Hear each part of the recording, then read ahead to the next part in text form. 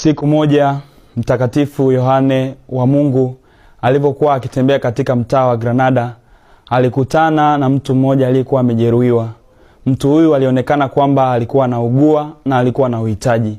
Mtakatifu Yohane wa Mungu alimchukua mtu huyu kama binadamu mwenzake aliyekuwa na uhitaji, na akamsaidia kweli, kamuonyesha upendo, huruma na pia kumhudumia.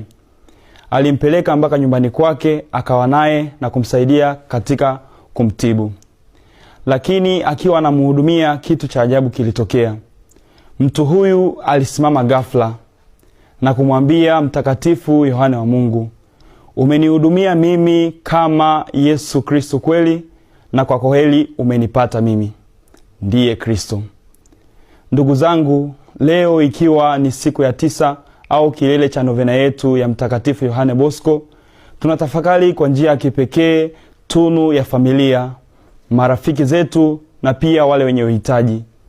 Tunapata mfano mwafaka kutoka kwa Mtakatifu Yohane Bosco anapotualika sisi tuwe na ule moyo wa kutenda zaidi, kuwakumbuka, kuwaombea familia zetu, kuwaombea marafiki zetu na wale wote wenye uhitaji. Tunaposoma katika Injili takatifu, tunapata kwamba tunafundishwa, chochote ulichomtendea mmoja wa wadogo hawa umenitendea mimi.